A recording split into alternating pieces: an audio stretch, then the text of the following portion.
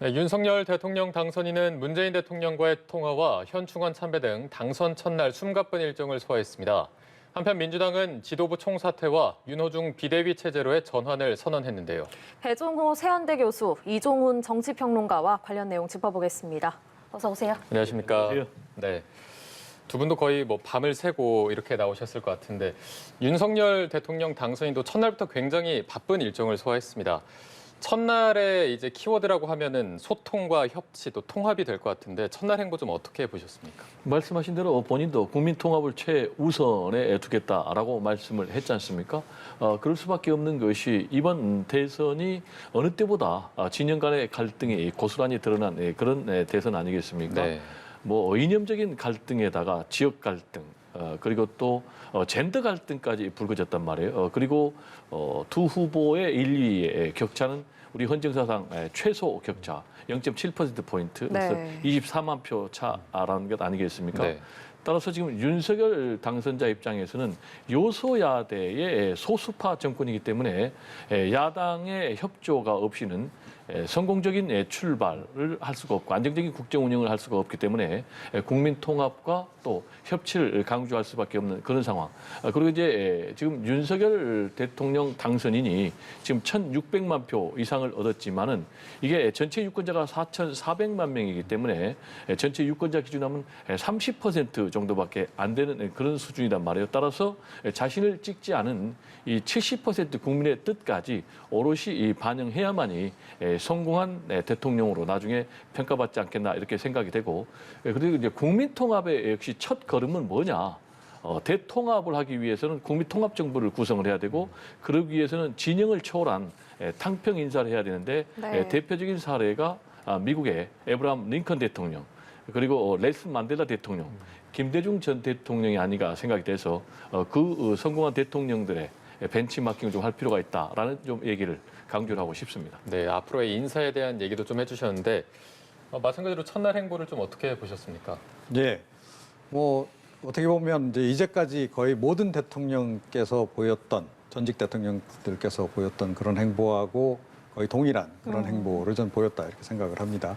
조금 눈에 띄는 대목은 미국 대통령하고 이 전화 통화가 그야말로 이 초스피디로 네. 좀 이루어졌어요. 그것도 미국 정부 측의 요청으로 좀 이제 상당히 이례적으로 신속하게 이루어진 점이 좀 눈에 띄는데, 최근에 이제 뭐 우크라이나 사태를 비롯한 전반적인 그 신냉전 구도 하에서의 미국하고 이제 러시아, 중국하고 간의 갈등 이런 걸 좀 반영하고 있는 것 같아요. 그래서 어찌됐건 뭐 지금 이제 한미 동맹 관련해서 문재인 정부 하에서 이 종전선언 중심으로 해서 불협화음이 거의 없지 않았던 그런 바라서 네. 일단은 뭐 긍정적인 신호로 봐야 될 것 같고, 그게 좀 오늘 상황에서는 가장 좀 눈에 띄는 그런 대목이었다. 그리고 통합 부분은 네. 역대 대통령께서 조금 전에 말씀드렸듯이 늘 대통합 말씀을 하셨는데 문재인 대통령도 마찬가지였죠. 뭐 박근혜 전 대통령도 마찬가지 국민 대통합 얘기했습니다. 그런데 이게 실천이 실제로는 거의 안 이루어졌어요. 그것보다는 오히려 그 어떻게 보면 이제 자기 핵심 지지 기반인 뭐 그런 일정한 층들, 그러니까 핵심 지지층들을 중심으로 해서 그냥 끌고 나가는, 오히려 그들을 좀 다분히 좀 이렇게 정치적으로 활용을 해서 세과시를 하면서 상대를 압박하면서, 어떻게 보면 제가 보기엔 상당히 좀 손쉽게 국정을 통치하는 그런 방식을 좀 택했던 것 같은데, 과연 이제 윤석열 그 당선인 같은 경우에는 과거의 그 전직 대통령들하고 달리 정말 그 명실상부한 그런 통합을 이뤄낼 수 있을지 좀 지켜봐야 되는 그런 대목이다 이렇게 생각합니다. 네, 과연 통합이 정말 역대 대통령과 다르게 이루어질 수 있을지 좀 지켜봐야겠다는 생각이 들고요. 또 첫날 행보를 좀 짚어보면은 문 대통령과도 전화 통화를 했습니다. 저희가 앞서 전해드린 것처럼 윤 당선인은 많이 가르쳐달라 이렇게 화답을 하기도 했고, 또 비서실장과도 분위기가 화기애애했다고 하더라고요. 근데 또 생각을 해보면은 두 사람이 국정 운영 철학도 많이 다르고요. 또 과거 적폐 수사 발언으로 문 대통령이 화를 낸 적도 있고, 그렇기 때문에 두 사람의 관계가 앞으로 어떻게 흘러갈지 좀 관심이 가거든요. 예, 그렇습니다. 역할을 어떻게 수행해야 된다고 보십니까? 예. 그러니까 핵심은 이제 인수인계 부분 아니겠습니까? 그래서 이제 어찌됐건 새 정부가 들어와서 새 대통령이 그 청와대에 딱 들어갔을 때, 입성했을 때 정상적으로 대통령으로서 그 업무를 수행할 수 있도록 뭐 자료라든지 뭐 이런 온갖 정보라든가 이런 시스템들이 완비된 상태로 인수인계가 돼야 됩니다. 그런데 제가 누구라고 말씀은 안 드리겠습니다만 과거 전직 대통령들 중에는 뭐 자료, 청와대 핵심 자료들, 특히 좀 본인이 나중에 좀 알려지면 외부에 알려주면 거북할 만한 그런 자료들을 또 가지고 나가신 경우도 있고 이제 그런 경우 논란이 꽤 되기도 좀 했단 말이에요. 그리고 인수인계를 제대로 안 해줘서 그 관련 정보를 파악하는데 또 많은 시간을 또 새 정부에서 새 대통령이 협의하지 않으면 안 되고 이거는 사실은 뭐 특정 어떤 대통령의 문제가 아니고 잠깐이지만 일시적으로 국가 시스템이 마비되는 상황으로 갈 수도 있는 겁니다. 그래서 이런 인수인계 부분에서 문재인 대통령이 굉장히 적극적으로 협조를 잘 해야 될 것으로 이렇게 생각을 하고 네. 과거 그 전직 대통령 일부 몇몇 전직 대통령들처럼 뭐 자료를 이렇게 좀 파쇄한다거나 뭐 은폐한다거나 그런 일을 절대로 없이 온전히 좀 인수인계를 해서 곧바로 정상적인 그 국정 운영이 가능하도록 그렇게 좀 협조를 해주실 필요가 있고 이 당선인 측에서도 이 부분에서 사실은 빠진 것들이 없도록 제대로 다 인수인계를 잘 받는 것. 그것도 굉장히 중요한 능력 가운데 하나다 이렇게 생각을 합니다. 네. 아까 이제 앞서 평론가께서 눈에 띄는 대목 중에 하나로 미국 바이든 대통령과의 전화 통화를 꼽아주셨습니다. 지금 윤석열 대통령 당선이 취임하고 나서 빠르게 또 한미 정상회담이 열릴 가능성까지 나오고 있는데 한미 관계 어떻게 좀 보고 계십니까? 한미 동맹을 굉장히 윤석열 대통령 당선인이 후보 시절에도 강조를 했지 않습니까? 그리고 지금 말씀하신 대로 미국의 요청에 의해서 그리고 당선 수락 인사 5시간 만에 역대 대통령 당선인 가운데 가장 빠르게 미국의 대통령과 전화 통화를 했단 말이에요. 네. 즉 이 얘기는 한미 동맹을 굉장히 강화하는 방향으로 나간다는 것은 이제 분명히 보여주는 것이고 미국이 요청했다라는 것은 역시 이제 미국의 국익 입장에서 한국의 대통령 당선인과 협력이 필요하다. 구체적으로는 지금 우크라이나 사태 때문에 대러시아를 사실상 포위하기 위해서는 국제 공조가 필요하고 그 가운데 한국의 협력이 필요하니까 지금 바이든 미국 대통령이 이렇게 전격적으로 전화를 한 것이 아닌가 생각이 되고 특히 이제 한반도뿐만이 아니고 동아시아 패권을 둘러싸고 지금 미중 패권 전쟁을 벌이고 있지 않습니까? 네. 따라서 이제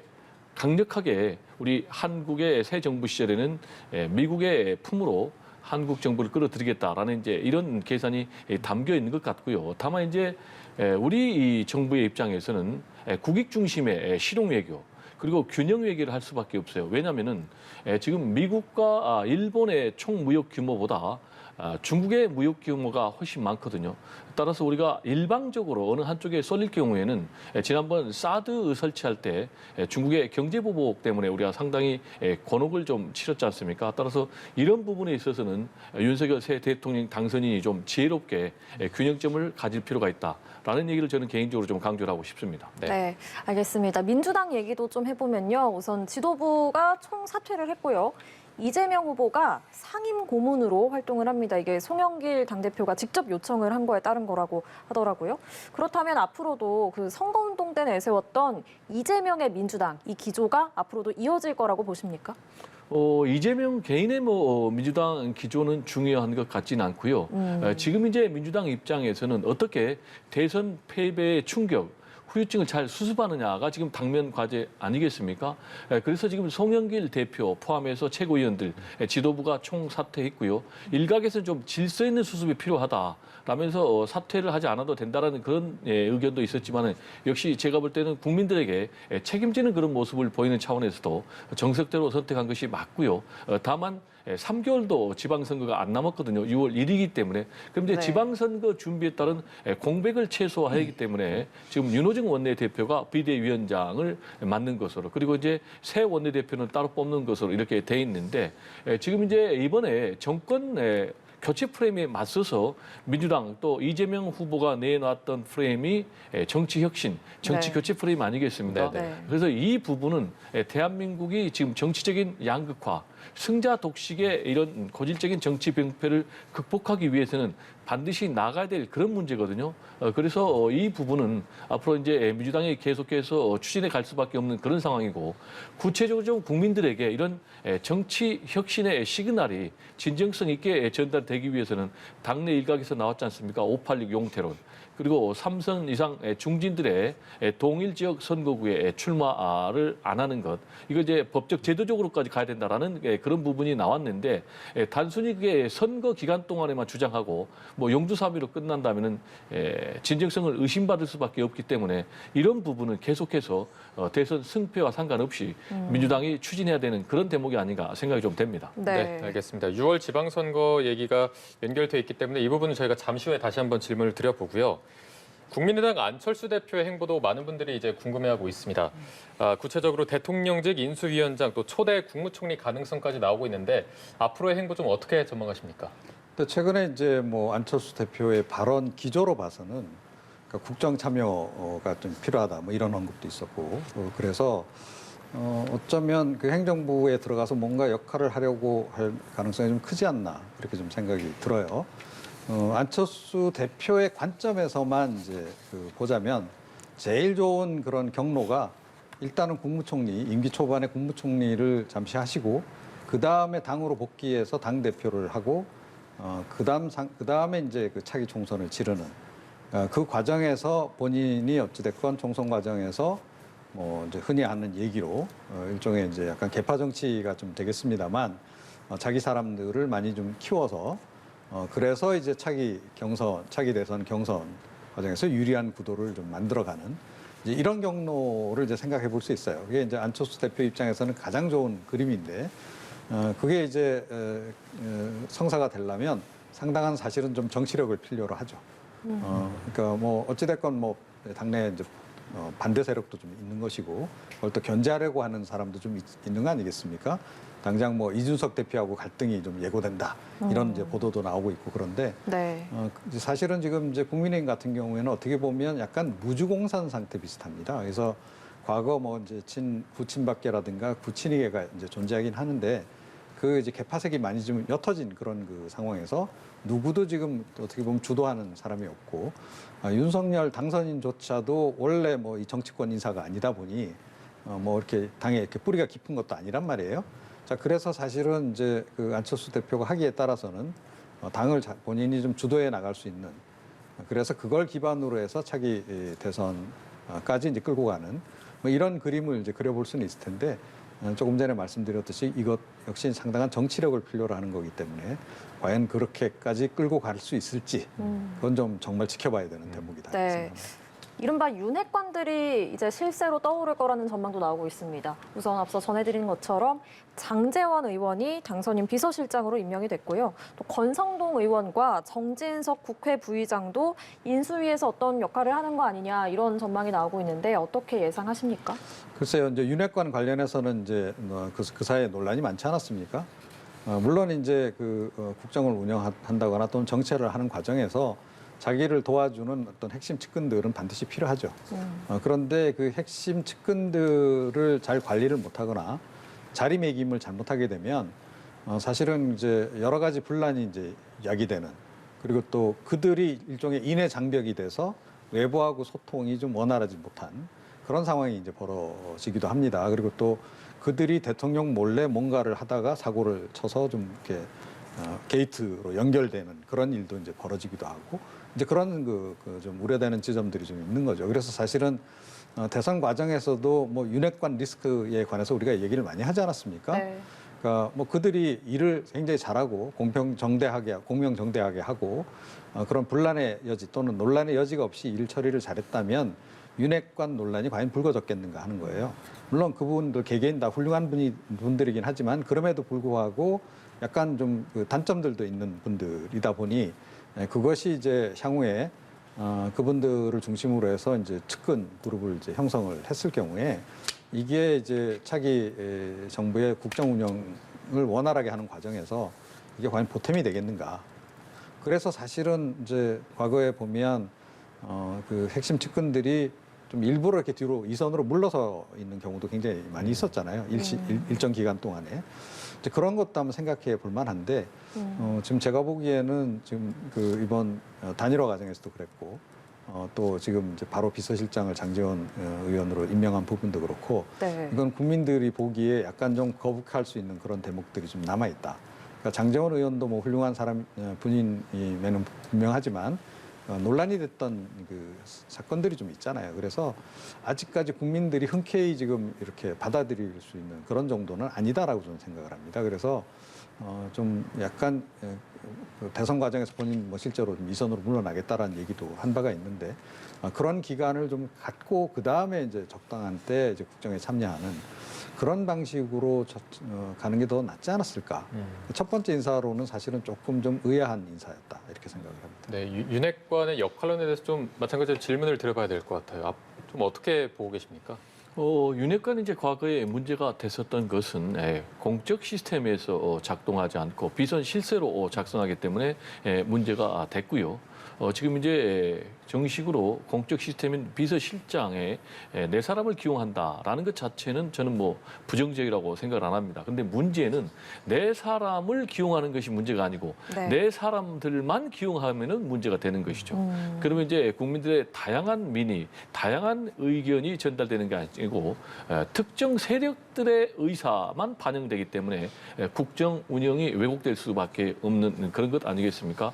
따라서 네 사람을 챙기는 것도 중요하지만 그와 못지않게 중요한 것이 네 사람이 아니더라도 유능한 인재면은 그래서 아까 얘기를 했지 않습니까? 탕평 인사, 대한민국 발전을 위해서 또 윤석열 정부의 성공을 위해서 꼭 필요한 인재라면은 네 편 내 편을 가리지 말고 발탁을 해야 된다. 그게 이제 대표적인 게 아까 제가 그냥 간단히 말씀드렸지만은 에브라함 링컨 대통령 같은 경우는 자신의 정제까지 국가의 위기를 극복하기 위해서 기용을 했고요. 그리고 넬슨 만델라 같은 경우는 뭐 백인까지도 기용을 했고 김대중 전 대통령 같은 경우는 전두환 전 대통령을 뭐 사면해달라라고 요청한 걸 더 넘어서 지금 DJP하고 자민련 공동정부를 꾸려가지고 IMF 국난의 위기를 극복을 했지 않습니까? 그럼 지금 이제 윤석열 대통령 당선인의 경우는 0.7%포인트 180석의 영향력을 갖고 있는 진보 진영의 세력들이 있는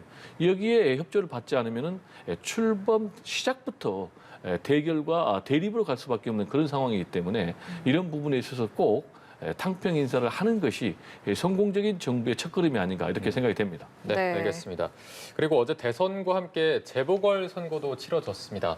5곳에서 치러졌는데 이 중에 4곳을 국민의힘에서 이제 가져갔습니다. 이제 국민의힘은 6월 지방선거에서도 이 기세를 좀 이어가겠다 이런 입장인데 어떻게 전망하십니까? 네, 근데 사실상은 5곳 다 지금 국민의힘 쪽에서 가져갔다라고 봐도 과언이 아니죠. 네. 그러니까 물론 무소속으로 이제 나오신 분이 되긴 했습니다만 그럼에도 불구하고 이제 국민의힘 쪽에서 정치를 계속 하셨던 이제 그런 분이기 때문에 이제 일단 그렇게 보는 거고요. 지금 뭐 이번 같은 경우에는 좀 약간 좀 특별한 경우에 해당하죠. 민주당 쪽에서 이제 상당 지역을 무공천을 했기 때문에 어떻게 보면 뭐 마땅한 경쟁자가 없는 속에서 거의 뭐 독자 후보 내고 당선된 그런 그 상황입니다. 근데 뭐 하여튼 그로 인해서 어찌됐건 의석수가 몇 자리 좀 추가로 획득이 돼서 국민의힘 입장에서는 조금 그래도 힘을 낼 수 있는 이제 그런 그 상황이 된 것 같고 여야 간에 좀 너무 의석수 불균형이 심하지 않습니까? 근데 뭐 아주 그걸 뭐 깰 정도는 아니지만 그래도 조금은 이제 보탬은 될 거다 이렇게 생각을 하고 지금 이제 이번 보궐선거가 문제가 아니고 이제 곧바로 이제 시선은 역시 이제 지방선거로 이제 옮겨갈 수밖에 없는 그런 국면이 아닌가. 근데 사실은 지방선거가 이제 임박함에 따라서 이게 참 통합을 하기가 더욱더 어려운 그런 환경이 조성될 가능성이 굉장히 높습니다. 그래서 어찌됐건 뭐 국민의힘 쪽에서는 이번 대선 승리의 여세를 몰아서 지방선거에서도 이제 대거 당선시키는 쪽을 이제 그림을 그릴 것이고 그래야 이제 뭐 윤석열 당선인에게 힘이 실어질 거다 이런 식으로 이제 홍보도 많이 할 겁니다.